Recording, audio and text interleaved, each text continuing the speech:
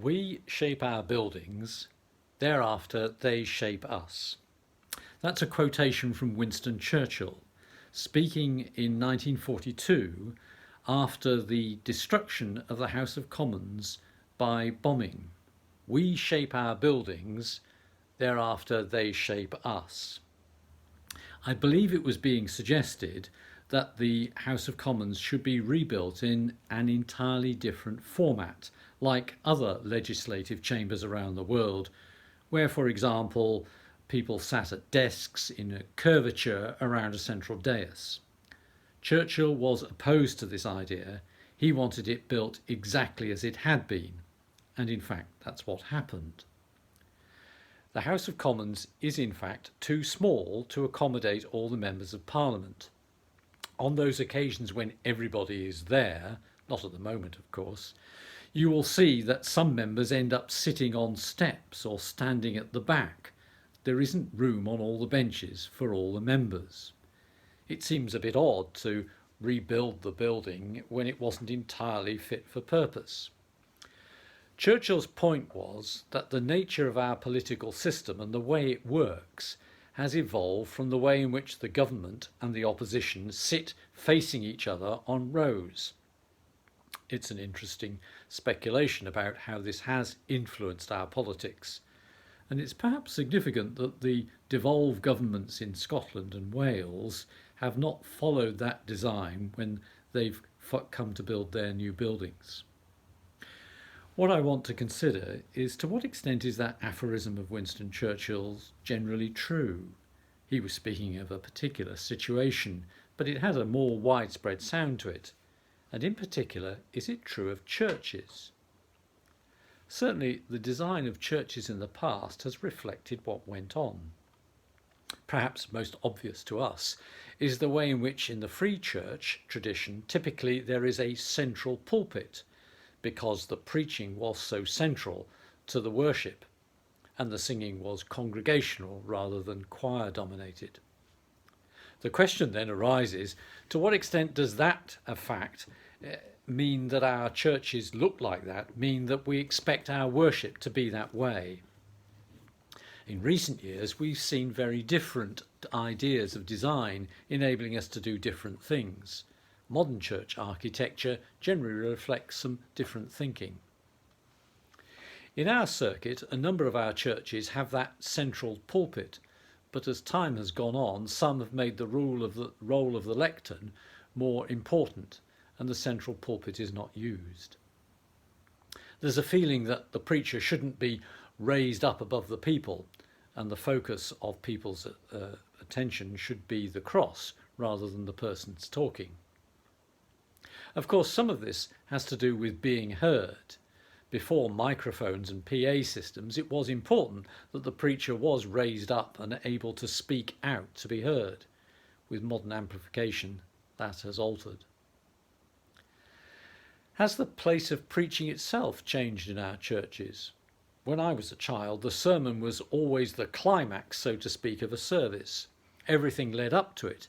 And when communion was celebrated, it was in a separate service that started afterwards. I remember the time when liturgy changed and communion became part of the main service, and the sermon then got brought forward to the declaration of the word along with the Bible readings, all leading up to the communion as the climax of the service. The forced closure of our buildings and the need to worship differently during this bizarre period gives us a unique opportunity to stop and think about what these buildings are to us. What do we want them for? And how should we use them? There's no doubt that our buildings do take up an enormous amount of our concerns, finances and time. Because we have the buildings, we have to look after them and maintain them.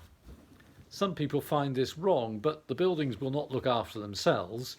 If we need buildings, then we have work to do to keep them. The problem is getting the balance right.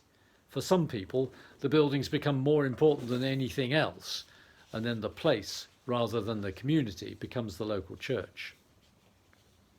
When I was 18, I had the immense good fortune to go to Taizé. The church there is a modernistic structure of concrete. It is, of course, in the south of France where there is brilliant sunlight.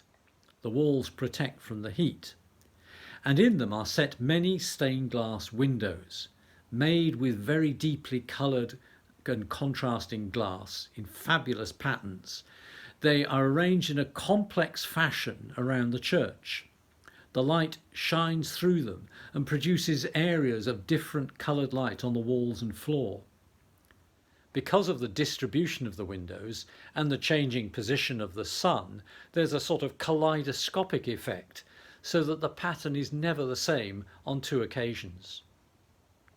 When I was there, they said they were going to blow up the church when it was 50 years old, because people shouldn't become too attached to any building. That was over 50 years ago, and I'm glad it's still there. I don't think Taizé has become defined by its church building. The Jewish people certainly did come to be defined by their building, the temple in Jerusalem. For a long time in their history, the Bible tells us that they didn't have a building at all, not until Solomon's reign. And then, of course, it was destroyed and rebuilt when they came back from exile in Babylon, only to go through a series of reconstructions. One finished just before the time of Christ. They told him it has taken 46 years to build this temple. For Jews at the time of Christ, the temple was the focus of worshipping God, and the temple activity was the main business of the city of Jerusalem. Much of the opposition to Jesus seems to have been around the threat he was seen to present to the temple. His supposed claim to have said he was going to destroy it was produced at his trial. Approaching God was a matter of going to Jerusalem and addressing your concerns, your worship, to that central point of focus. Their history told of a God who travelled with the children of Israel as they wandered through the desert, and so the tabernacle was a tent, a temporary structure that went with them. From this mobile accompanying God, they now saw God as resident in Jerusalem, and when invading heathens entered the temple or demolished it, they saw it as an assault on their very basis. The crucial importance of Jerusalem was one of the fundamental differences between the Samaritans and the Jews. The question was where to worship God. The Samaritans rejected Jerusalem and instead believed Mount Gerizim, one of the highest peaks on the west bank of the Jordan, was the correct place to worship God. So we come to this fascinating passage in John's Gospel in which two very different people meet. A Jewish male teacher who is talking about living water, and a Samaritan woman whose private life seems dubious at least and needs to get her water at the height of the day. Jesus reveals one of his characteristic features. He knows about people.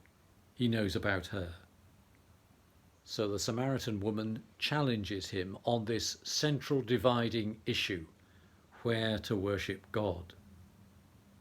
His reply cuts across the issue. He tells her that neither the mountain in Samaria nor Jerusalem will be seen as the place of worship. But the time approaches, indeed, it is already here, when those who are real worshippers will worship the Father in spirit and in truth. Such are the worshippers the Father wants. God is spirit, and those who worship him must worship in spirit and in truth. Worship is not about place, but about the heart and mind. It's easy for us to accept the message that we don't need to see a great place as central to worship, not Jerusalem or Rome or Canterbury. But there's a message beyond that. When we worship, what we do need is to approach God in a spiritual fashion and with a genuine search for the truth. Our churches need to be able to offer that atmosphere that can enable that. This period has made it abundantly clear to me how important it is to meet together to worship. I miss that sense of fellowship. Anything we do with the internet is a poor substitute, but it's better than nothing. So this period has made it quite clear to me that I want to preserve our buildings, to meet together for worship. But what is the essential nature that I want from that experience? How should we define our buildings? Certainly, we shouldn't allow our buildings to shape our spiritual life, following Churchill's maxim. Our churches need to be welcoming, easy for people to enter. I think it's important that people can see what's going on inside. But I think what is going on inside needs to be more than just meeting together.